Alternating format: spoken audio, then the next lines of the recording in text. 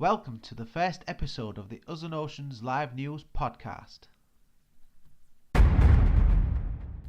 Us and Oceans Live News, the podcast.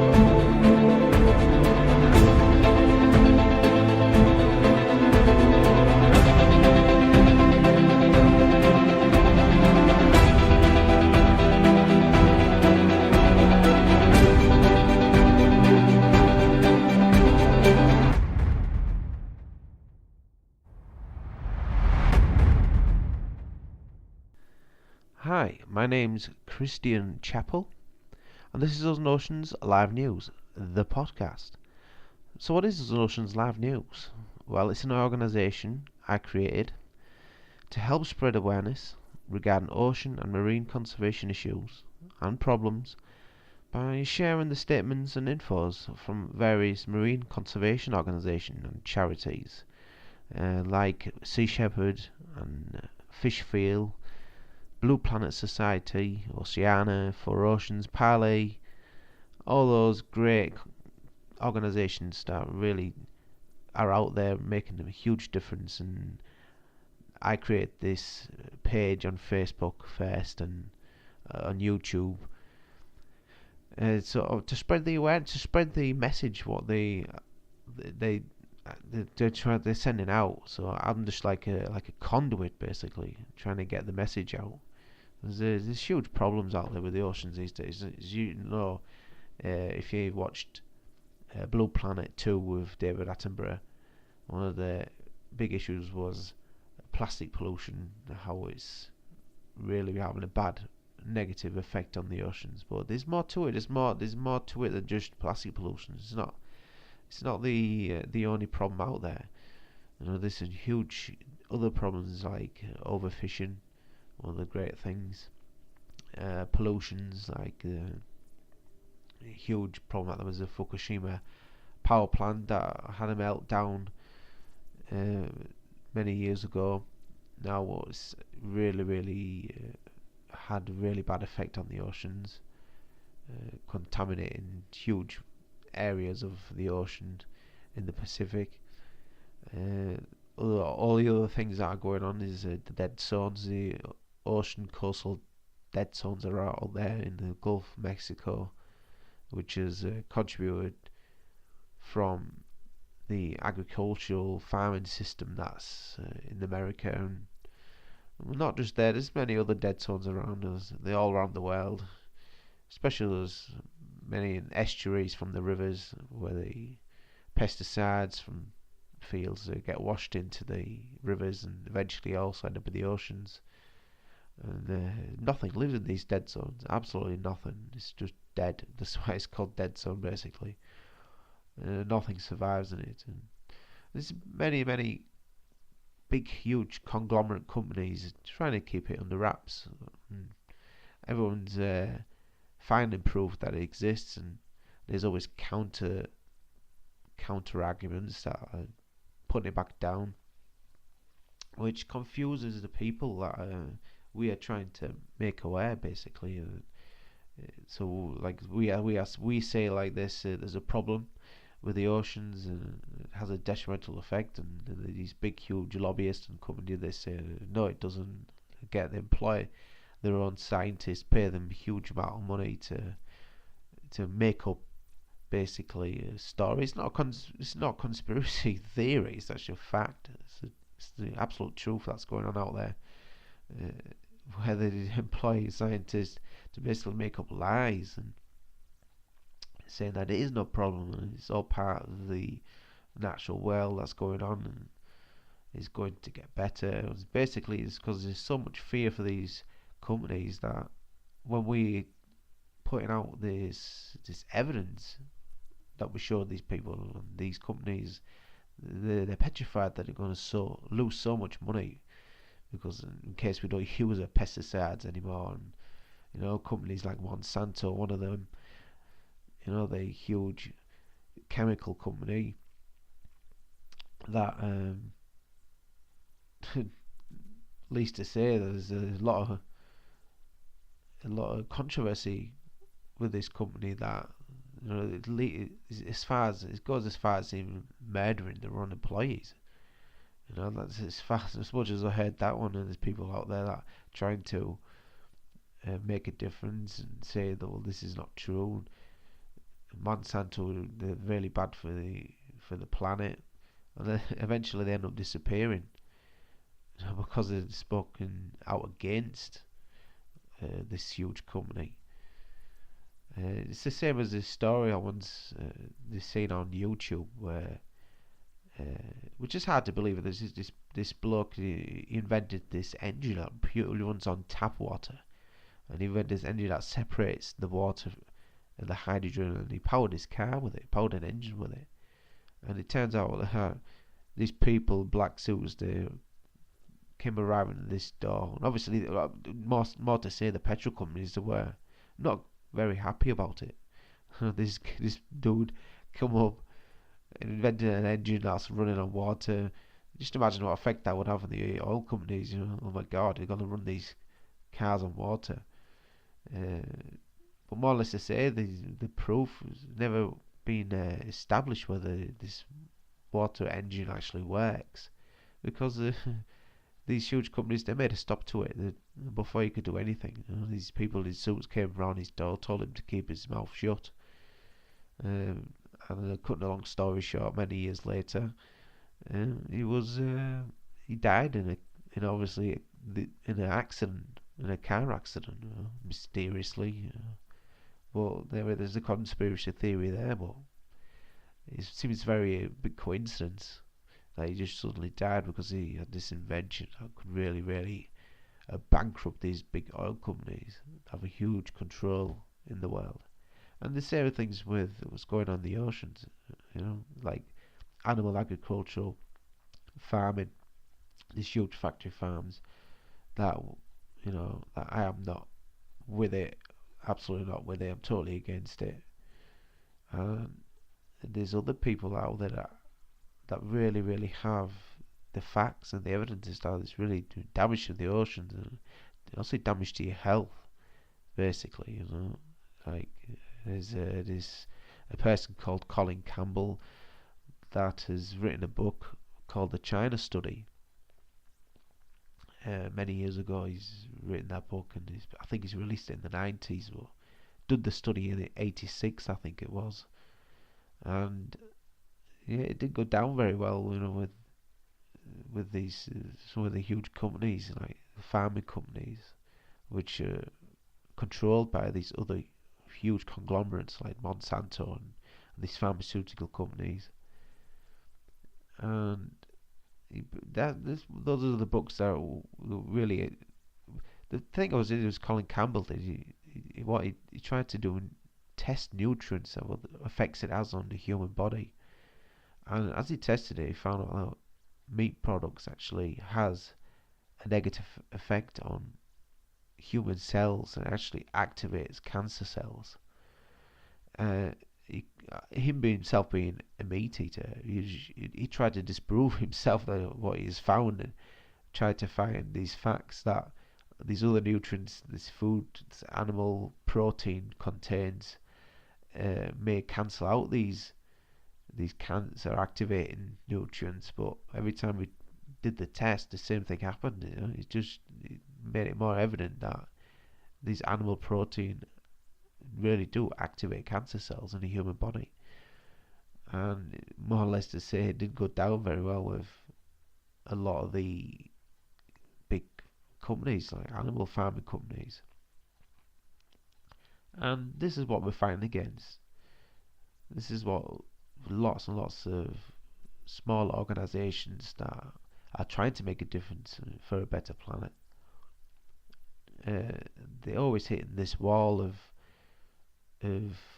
other arguments for it when they come with the evidence, and we having to get around this. We're trying to get the talk those people not to listen to these huge companies, but people get confused.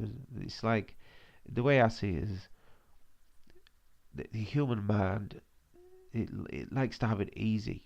That's where we are set. We're set on easy mode. We always like things easy. The brain wants to always stay in the comfort zone, and this is the way I see it. It's like we have this switch. Our life is like a switch, which is human character, the mind, and it's either set to one side to the left, which I would like to call ignorance is bliss, and then there's the other switch which is the curiosity switch, which is what if. So let's get down to what I would call ignorance bliss is that is the easy route, you know. Ignorance is bliss. Somebody gives you a theory what has a negative impact on the planet, and somebody else comes out, well, no, it isn't. It's not true. There's no such thing as a problem, and then the human mind goes, just can't be doing with this. I'll just ignore it. Basically, ignorant. You just stay ignorant towards it because it's easier to just stay that way. And then the other switch, which is what asking the question, what if, is this is where it becomes hard work, where we have to make a bit of an effort, because what if you ask the question what if, that has to lead you to make your own research. What if these guys are right? These small organizations saying that all these animal farming and plastic pollution is bad for the planet, climate change is happening. What if they're right? And then you make your own research and you find out what's going on. But then you could also use what if these small organizations are wrong? So you make your own research towards the other side. So what if these guys saying, oh, plastic pollution is no problem. There's nothing wrong with plastic pollution. It's a self healing problem, or animal agriculture is not a problem. It's not the reason why people are getting ill. So you look into it. You ask, what if they are right? So you look into it, and then you make your own mind up which side to believe. I know which I believe, which I asked the same question, what if they're right? So I made my research, and every time I found that animal protein and climate change is happening, that's actually happening. I tried to find the counter argument, and I couldn't find one. There was just no counter argument there. They couldn't give me any proof saying that animal protein isn't bad for you, that it's good for you. It's like eating fish, which is basically protein as well, but it's got mercury in it, which is not good for you in high quantities. I'd rather stay away from it totally. I don't, even if they say, well, a small amount of mercury is not such a bad thing. Well, why would you still have it in your body? And if you can get protein from plants, which are totally safe, from organic sources, why would I go to something that has a little bit of poison in it? So I just wouldn't do that. The same as with any other protein that's out there. Chicken, which is, they say chicken is a good for you. So what they call it here in the UK, they call it's a white meat. White meat is good for you. Fish, chicken, white meat. Well, it's been proven that chicken is really, really bad for you. And on a compassionate note, these broiler chickens, they have such a bad life. The way they're being brought up in these indoor huts or huge warehouses, shall I say, and they get these growth hormones that makes them grow so fast that they don't even have a chance to learn how to walk, and they can't even walk. That's so big. They get big so quickly. Their bone structures are just not keeping up with the muscle and muscle density that's growing on their bodies. And it's awful out there what's going on with it all. And just keep away from it. If they say, well, it's not bad for you. Why would I want to eat something like that? it's just disgusting in my eyes. And the same as with dairy, people a lot of us have a problem with dairy. I've got a serious problem with dairy because of the way they treat the mothers, separating the calves from the mothers. Here in the UK, it seems less evident, but it still happens in a lot of cases. But it seems less evidence. I see cows that stay with the mothers for a while. Yeah, but this cow might be a male cow, a female cow, which is obviously going to get brought up to be another dairy cow. The male calf, it just gets dragged away from the mother because obviously they've got to keep taking the milk away and feed it to the human population. It's something I just stay away from. Eggs I stay away from because it's just basically an animal problem, high in cholesterol, and I keep away from that. Is it cholesterol? No, I can't remember. Cholesterol. It's cholesterol. So I could stay away from that too. So yeah, there's many things out there that there's a lot of facts out there that these animal products are bad for you, and there's other these huge companies that are very very afraid that obviously this fact evidence is hurting their business, and they're losing lots of money. They find other ways, that they actually invest their huge amount of money that they make from this product, and they put it into advertising to confuse people's minds, and basically the human mind just stays into this ignorance is bliss switch, which this is exactly the reason why I created the channels, to flick the switch into asking what if this is bad for you. So you look into it, make your research, and then you make a research. Well, what if it is good for you? So you find out that the argument for eggs being good for you, milk being dairy being good for you, it doesn't quite add up. But then on a compassionate note, it shouldn't add up anyway, because if you're a compassionate person for animals, you would just go onto the animal product side anyway. It's simple as that. But then he's asking himself, what's this got to do with the ocean? It's everything. It's got a lot to do with the ocean, because factory farming, the way it's standing at the moment, the silage that is being all the time, the cows being brought up, being raised, where does all the silage go? All the excrement and the urine, where does it go? It goes into these huge ponds. A lot of the other stuff just gets washed into the ocean, basically. Some of the stuff you can't just keep spreading it on the fields. It's just not sustainable. And also with the recent storm that America had down in the south, where this huge factory farm, when the storm hurricane came in, and it washed a lot of the silage away, into the streets, into the rivers, and whatever goes in the rivers eventually goes in the ocean. So again, negative effect on the oceans there. And also you got to remember where these abattoirs are, where they slaughter these animals. Where they have to cut out the guts and all that from the cow. Where does the stuff from inside of that go? It just basically gets washed into the rivers. That's where it goes. This is why there's those huge dead zones around. It's something that we need to keep well clear from. But yeah, this food that humans consume, they have a big impact on the oceans. There's a lot of discussions that we're going into the future.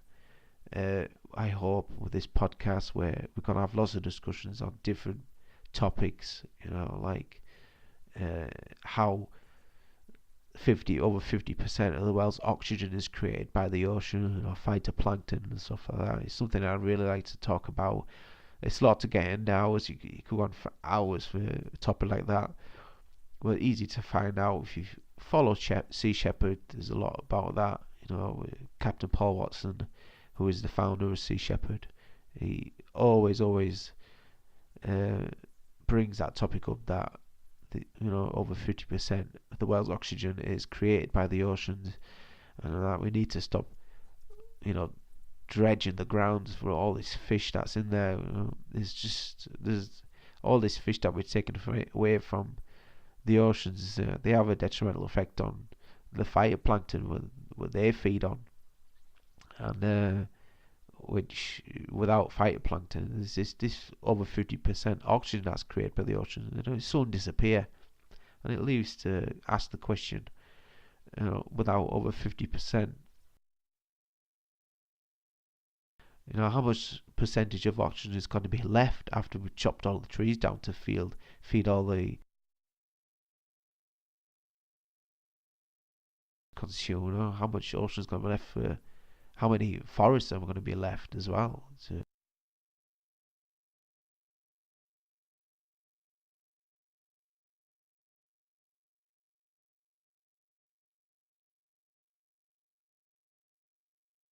20% of oxygen, which I can't see ourselves doing that with a growing population at the moment. I could see a lot of problems happening, like children really, young children really suffering, but only 50-20% oxygen in the world. Everything comes into it. This is basically why I create this podcast, to spread the awareness. A lot of topics that we can bring up. This is basically an introduction. I just wonder what if you wonder what you think of this podcast, and whether you think the idea for it is good. To spread awareness, spread the info, make people aware. You guys out there, I'm hoping that you, I don't know, take something away from the podcast and the discussions, and spread it around. Share it around. And it'd be great if you get other people to listen into it. And there's a lot of things that people just don't know that's happening out there. Especially where I live. They're so blinded by what we would like to call the truth about what's going on. They just don't believe it. And like I said, even if I do give them the proof, they're just like, oh, whatever, just leave me alone.